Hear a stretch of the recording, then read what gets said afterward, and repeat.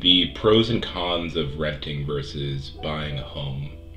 This is a very important decision as you get deeper into your life and more established within your routine and as an adult in America. The decision is one in which you need to have a number of considerations that are really dependent upon where you're at in your career, if you have a family, do you have a partner, the amount of money that you're making, the level of debt that you have, and the choice to actually purchase a home can dramatically alter the outcome of each one of those factors that I had just discussed, given it's such a long-term obligation. So the point of this video is to go through some of the pros and cons of renting versus home ownership, and then to provide you this information in so much as that it can help you actually make a decision moving on forward. So let's go through the advantages and disadvantages of renting versus buying a home. So when you decide to pull the trigger and get that purchase contract, you are in a good spot to make an informed decision. Now, the pros of renting a home. The first pro is that you have the flexibility of actually renting. If you only sign a lease for a year, you can move out after that period without any long-term commitment. If you need to relocate for work or personal reasons, this is extremely beneficial. If you don't like the place that you're living in, you can change it up after a year, or you can even break the lease if you have the money to do so. Now, the second reason you may want to be renting is that there's no maintenance responsibilities. Another advantage that renting has is that you don't have to worry about the cost or hassle of maintenance or repairs. I'm sure you've had a sink or a stove or a dishwasher or something related to your apartment or condo or flat that ended up breaking down, and you can call your landlord and they would come over to fix it. And that's a part of the agreement that you had gotten in through the lease.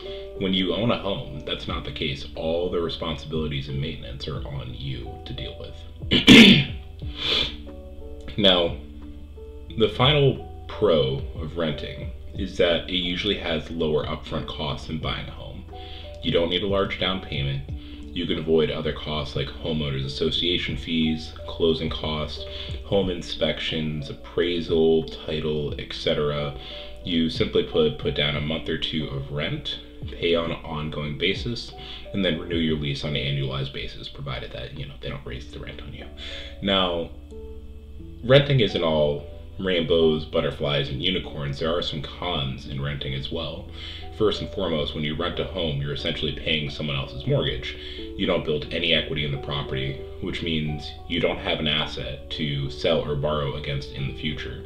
And depending on where you're at in life, this may be perfectly fine. The responsibilities and cons of actually owning a home are very large, and if you're not prepared to make that level of a commitment, especially in regards to being in a fixed location, it may not be at the time in your life in which you are prepared to own a home, but just a consideration to make. Now, the second thing is that when you're renting, you don't have any control over your rent. Your landlord, as many saw during the pandemic, can increase your rent at any time, making it much harder for you to budget over the long term. And if you're renting in a high demand area, you could be at the mercy of your landlord, who could raise your rent significantly. A personal anecdote: I was speaking to a colleague from work, and their mother, who's now in her 80s, was living in the city, was doing her thing on a fixed income, maybe collecting some social security, selling off some of her 401k. Her rent was, to use a number because I don't know what it actually was, let's call it $3,000. Comfortable. She could pay it, been in the apartment for longer than you or I have probably been alive. All of a sudden, they come to renew their lease this year, increases by 50%. She's on fixed income. Could not afford it. Now has to move out of the city, in with her son-in-law. And things like that are a risk that you have when you're renting a home. Your landlord can decide to increase the rent arbitrarily or for good cause, regardless of whatever the circumstance is. You have no autonomy over what that monthly payment is after your lease expires. Now, the final con about renting is that you can't make any major changes to the property without your landlord's approval. And if you're a simple person like me, really not a problem at all, because you just live in your apartment for a place to sleep at night, right? But if you're really into home renovation or new painting, or you want to do some interior design, or even go out to the back and add a patio, because you actually aren't the one that owns the property, every one of these things must be decided and worked on and agreed upon with your landlord. And even if they're willing to make the changes, as you're the one requesting them and they have all the power in the relationship, you may need to be the one to pay for it. Now, when you are buying a home, there's a lot of pros to it. First and foremost, it allows you to build up equity within a property. Each payment that you make towards a mortgage goes to paying off a portion of the principal balance, depending on the product that you choose, of course, which means that you own a larger percentage of the home with each payment.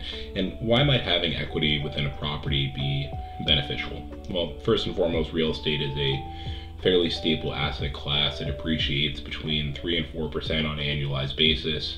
This is accounting on a long term for economic downturns and home price corrections, and occasionally the years like 2020 and 2021 where housing prices go up like stocks.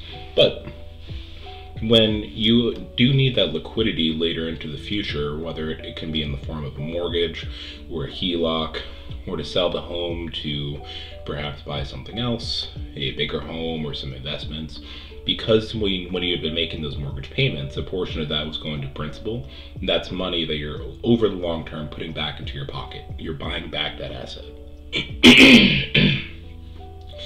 Now, owning a home provides stability and security that is not the case with renting. Once you settle down in a place and enjoy the benefits of a long-term investment, you begin to have more control over your living spaces and can make changes without needing someone else's approval. And for a lot of people, this is extremely beneficial. I can imagine if you have a family where you need to make it so your environment where you live meets all of their needs, it'll be a lot easier to do so if you actually own the property rather than if you were renting it from someone else. Now, the final, and I think this is a really cool benefit for homeowners, is that you have tax deductions on mortgage interest, property taxes, and other related expenses. These deductions can help you reduce your overall tax bill and increase your take-home pay. In short, just use simple numbers, right? Let's say I have a $1,000 mortgage payment. I have a 5% interest rate. That accordingly means that each month I'm paying $50 in interest to the bank. And that $50 can directly offset my income gain from my job or my side hustle or selling things on eBay. And for a lot of homeowners, this can make a substantial difference as far as their tax liabilities go at the end of the year. Something that is probably worth creating another video for is the concept of tax-aware borrowing. I could ramble on about this and the implications of how to approach using the strategy for, oh goodness, 80 hours. But how it works is when you take on a debt and you solely use said debt for the purpose of making an investable, or solely take on the debt for the purpose of making an investment, say into the stock market, something which is going to produce recurring capital gains, income produced by corporate bonds, anything that's really taxable as far as a brokerage account goes. In the eyes of the IRS, your CPA, or the person filing your taxes, may be able to use that interest paid on said debt, in this case a mortgage, with the equity that you just built up from what we had discussed about, as an investment interest expense, because it wasn't used to acquire a home, it was used to acquire an investment. And now, why is that interesting? Because with the standard mortgage deduction, there's a cap placed on it, whereas with the investment interest deduction, there is no cap, which can lead to some really interesting tax conversations, which, again, I'm not the guy to talk to about that, but something to investigate and maybe something for me to speak on just to give general information more at a later date. But just like with renting, owning a home isn't all rainbows, butterflies, and unicorns. There are higher upfront costs which require a significant amount of money upfront. You're going to need to have a down payment, closing costs, other expenses such as home inspections and appraisals, and for some people this can be a barrier to entry for you to get into a home. Secondly, there are maintenance costs with owning a home. As a homeowner, you're responsible for all maintenance and repair costs, and this can add up very quickly, especially if you encounter an unexpected issue like a leaky roof or a broken furnace. In the wintertime, it's not a decision if you need to replace one of those things. You're going to have to do it, and if you don't have the money on hand, you're going to have to take on debt to get that done. And for a lot of people, that kind of stress and inconvenience is not one that's worthwhile, so renting might make a lot more sense.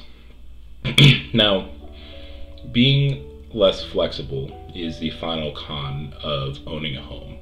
When you take on a mortgage, and you're likely going to have to buy your first home, you are going to be stuck in that area until you either get the money to pay it off, sell the home, or find someone to rent it out. And that's if the rent that you collect from that party is sufficient to pay off the mortgage. If you need to move quickly in the short term, it can be very difficult to sell your home or without taking a financial loss. And this lack of flexibility can be a big disadvantage for those who need to relocate frequently. So, in short, there isn't a right or wrong answer for what is the best choice for you at this time, whether you want to rent or that you want to buy. There are considerations, there are pros and there are cons. For me at least, right now I enjoy the flexibility of renting. I may need to move to a different city at the blink of an eye, or I may need to switch plates because I don't want to live in the same location that I'm living at now.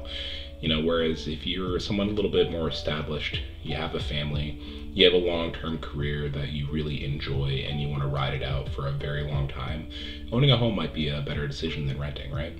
So, I want to thank you guys for taking a few minutes to sit with me here in this morning. At least for me, it's morning.